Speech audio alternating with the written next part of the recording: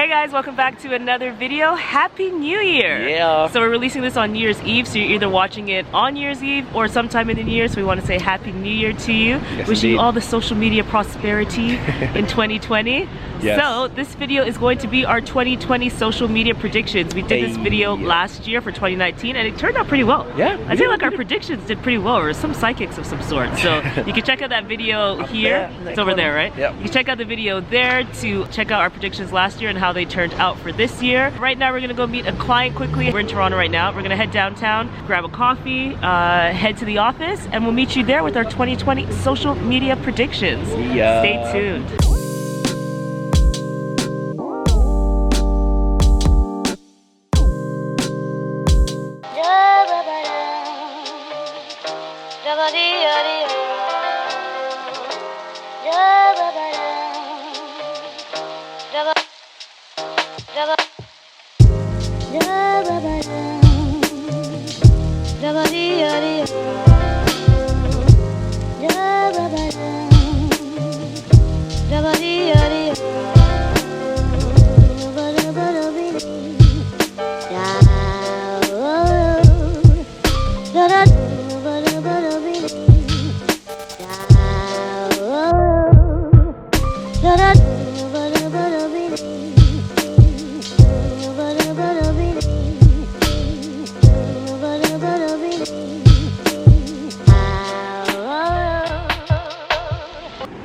Alright guys, we are in the office now. Sorry, I just had to move this thing out of the way. We're in the office now. Welcome back to our channel. If you're new to the channel, we are High Season, a social media agency that helps business owners, entrepreneurs, and marketers step their social media game up and break the algorithm. So, let's get into it. Let's get into it. So, making this a bit of a tradition now. I think we did it on our blog a couple of years ago, doing the 2018 predictions. Last year was our first video as we just started the channel, and did our 2019 predictions. So it only makes sense that we do a 2020 prediction. So first prediction, TikTok has kind of been the network of the year for 2019 as far as hype. I haven't seen anything like this for some time, probably since Snapchat kind of started blowing up about 2014, 2015. Yeah. So our prediction with, I guess I can say our, as both of us here, we agreed on them. We agreed. We agreed. Is that TikTok will become less, like the hype will come down, of course, as things naturally do, and there'll be less pressure for businesses to join a network like TikTok. They will only join if that is where their audience is. As of right now, it feels like TikTok has taken over from Vine, as we've mentioned in the past, and people have sort of felt, or brands and individuals, obligated. And at the end of the day, it's essentially a very young audience. It's very young skewed. If you are advertising craft beer, your brewery, you're not going to really need to be on TikTok. I mean, you could always be there, but you don't need to be on there. And I think that need is going to come right down, and it'll just kind of like level out, and there'll be the influencers and the content creators doing it for the hell of it, and there'll be the brands that are actually trying to target teenagers and tweens. The only reason I could see that changing is the content type changes. Because in the end, it's like these little videos, right? Like how much does that appeal, the zany type of content? How much does that appeal to your average 32-year-old, 35-year-old, 40-year-old, you know? It's very targeted niche for a younger demo right now. I don't think brands are going to want to make that level of corniness. There's some really clever stuff, but most of it is corny. And I don't really think many brands are going to be buying into that in 2020. Unless they're marketing to kids. Of course, that's the caveat. That's where it makes sense. Okay, switching it up, moving around a little bit, because why not? Second social media prediction of 2020 is that vanity metrics are slowly going to fade away. So we saw this year that Instagram removed likes, at least they started in the 7 countries. Now it's rolling out to the US. If you have not watched our video on Instagram removing likes and why this isn't a bad thing, why you don't need to freak out, you can check out the video there. But I think this is, and it's going to be in the description below. As always. I think this is just the beginning of a move. We saw YouTube as well. YouTube. Truncated the subscribe numbers. The numbers are becoming so obsessive for people, and it's becoming basically an illness. And in order for the platforms to shift to like content, which is going to be, that's what, when you think about it back in the day, if we're all trying to be content machines and brands are trying to be content machines, YouTube, Facebook, Twitter, Instagram, it's all about the content, right? And having attention and more people paying attention. When they're focusing on the number, they're not producing as much because they're freaking out about how it'll be received. when you were watching television back in the day, you didn't know how many people were watching Friends when you were watching Friends. It's not an important number. What matters is the content and the quality of the content. So I think we're going to start seeing more and more of those numbers go away. Yep. In favor of just having people produce really good content. That's it. Facebook said they're already looking to do it, or they're doing some tests on their own network. Taking reactions away. They're taking reactions away as well. They No, I started didn't see that testing. part. I feel like it'll take a Completely while remove it. before the followers completely go. That's the last But it shows thing. the direction. I think they're going to slowly, brick by brick, remove vanity metrics In favor of content. In favor of content and for mental health. Social media prediction number 3. We think we're going to see less curated, more authentic posts. Yes. Particularly on Instagram. So Instagram started off as this instant platform, but then quickly became this extremely highly curated, had to have the perfect feed, flat lays, all whites, all, Marble. you know the look, the marble countertops, etc. The plant, no matter what. As great as those look, they're not authentic, right? And it's not what the premise of the platform has been. And it seems like people are getting tired of that. Yeah. They're getting tired of seeing these overly produced, highly curated feeds that don't really connect. And I think in a world full of all this noise and all this promotion, people are going to want to see a scaled back, more natural, real version that they can connect to. So influencers, you can actually see, are already starting to hit this type of content now. A few influencers are starting to post more real content, real photos. What are they going through? What are the struggles? Like just things that people can actually connect to. YouTubers even. Yeah. There was the classic sitting on the floor, talking to you real in the camera type thing. But we really think that there's going to be a move here to authentic content. So not as perfect, not as curated, still high quality. So don't try to slack on that. Still high quality. For businesses, utilizing user-generated content is going to be so key here because that is your exact opportunity to have authentic content. It's the actual real people, your real customers, sharing their experiences. And if people are going to start connecting more and more to true people, just like word of mouth, just like when you trusted your friends and your family, this is going to be a really great opportunity for you to shine. Alrighty. Our fourth prediction in our 2020 social media crystal ball video. We think Instagram's going to move to longer captions, or at least the users are going to move towards that a lot more. We've been seeing it a bit in the last year or two. More in the last year. Probably the last year. Yeah. Like people are focusing on narrative. People want a story. Just like you were saying in the last one, the authenticity and the narrative and the story that comes along with that is really resonating with followers and with users. So if brands are going to start using longer captions, that's going to essentially, first of all, keep people on the post longer. So Increases that's like your engagement, great Exactly. for the algorithm. We actually have a video on how to increase your engagement on Instagram. It's our 9 ways, I believe. We're going to put it right up there. And I think we did mention longer captions in that video as well. Pretty sure we did, yes. So really that's where we see it going. We've seen it a lot with, I guess, content creators and influencers have been doing it first, and when they get really personal. But brands need that personal connection with their audience, and one way to do that is to give a bit more information and provide a bit of a story and a narrative to your followers, and it's just going to enhance that authenticity that we mentioned before. Yeah. One thing to note though is pay attention to your metrics, right? Yes. To always look at your stats. Test the short captions, which is what Instagram was known for, gorgeous images and then a little quick caption. Test using the quick captions, but also test using the long captions and seeing what works best.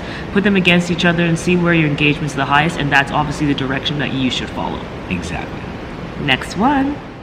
Number 5. This one has to do with Twitter. Twitter has really seen a change in perception overall. So maybe if they're not exploding, they're still doing well, and the perception of the brand has definitely changed. So we see smart businesses going to Twitter now to really showcase their brand's personality. Yeah. Because that's where the attention is. You gotta go where the attention is. No Name is a really good example. You guys should definitely go check them out. They're a really good example of a brand who's really taken the personality of the brand and the ethos of the brand and integrated it into Twitter to really showcase their personality with really fun captions and just like creative content. Twitter's the GIFs, the stickers, they're out of control. Yeah, they're really videos good. now. And other brands, Away is great, Casper is great. There are a lot of brands doing well in this space that have been for a long time. But we think smaller businesses as well are going to understand that there is a tension here and there's a really great opportunity to build brand there. Get into really fun conversations. Where Instagram allows you to curate a little bit, even if it becomes a bit more authentic, it's still usually a bit more about the imagery. That's still the thing that trumps it, where Twitter's going to allow you to just shoot off the fly and just say fun things and connect with your brand, ask questions, throw out polls, all that fun stuff. And I think brands are going to get really wise to that. Like, at least in the last year, like say 2019, Twitter is an essential part of television shows. They encourage you to live tweet. Something like The View has viewer tweets come up on the screen constantly. It's a very interesting sort of trend, and the number one network that businesses aren't on, I would argue that they need to be on, is Twitter. I feel like 100%. I see it all the time in all sorts of industries, and that is going to have to come to an end, and they're going to have to find a way to make it work, and it's going to go from that visual focus to the conversation, and just like it's kind of moving towards that in Instagram anyway. So you might as well do it for on Twitter on a network that's made for it. Exactly. Alrighty, number 6, Facebook. Probably the most controversial network it really quickly became that. Like really quickly, and Zuckerberg became arguably the most hated guy in social. I mean, Jack Dorsey didn't have the greatest year at times either, but our prediction for Facebook for 2020 is that it will really suffer I was going to say a sharp decline. Probably not sharp. Maybe just a decline in general. There's a huge issue of trust surrounding Facebook from both the personal users and from brands. And if the personal users are not trusting the network, then they're not going to be there for the brands to target. I think we're really going to start seeing it it'll never lose its relevance. There's too many people on that platform for that to happen. But I really think, especially when you look at the demographics, our aunties, uncles, moms, dads, grandparents, those are the ones that are more interested in the platform. That's it. And shout out to them, that's fine. Like we have older clients, and it's great that they're on it too. But I think a lot of the younger generation is starting to really lose trust or interest in the platform altogether. So if you're not targeting certain demographics, it's just not going to be the place, which means less attention is paid in that area. And a lot of people are really coming for Facebook. When you think about it, Apple, they really come for Facebook. Like they're not having it. They're not big fans. Jack Dorsey from Twitter, he is not having it either. That's why he ended up not having the political ads and saying you're no longer allowed to run political ads on Twitter, where Facebook's like, oh, we're bipartisan, or we don't care what's happening. So like there's a lot of issues going on with people trusting or even wanting to give their money to them. However, they do own Instagram and WhatsApp and I don't know, so many other things. So I think we're really going to see a lot of the feed attention decline. For sure. And it's going to be interesting to watch how they counteract that. One thing could be the Facebook Watch. Leaning into that. They're really always still trying to compete with YouTube, right? Exactly. So that'd be something smart to lean into, is try to treat it more like somewhere you go for actual long form media. It's like sort of hang that carrot up there for businesses to keep them around. And then hopefully the content that the businesses will create will keep the people around and combat those trust issues. So it's going to be an interesting one. All right, Mark, it's on you. Watching you, bro. Alrighty, prediction number 7. As you guys may have noticed this year, everyone and their uncle created a digital streaming platform. So we've got Disney Plus, we got Apple TV Plus. Well, that's only really 2, but you get where I'm going. So our prediction is that the larger platform, so essentially Facebook, Instagram, Twitter, maybe something like Snapchat, because it is in the brand alignment, they could start either a podcast platform, a film and TV platform, streaming platform, or a digital music streaming platform, or all 3 combined. So whilst someone like Disney, it makes sense. Disney Plus has a ton of content from like 50, 60, 70 years of making films and TV. Apple have been quite gutsy and rolled the dice and actually put their money up and tried to become a new Netflix by creating their own original content, some of which apparently is super fire. I've heard some of the shows are really good. Right? So if you look at where the other networks are going, in order to keep themselves relevant, they're going to have to get into that space. I've heard talk about this for a few years.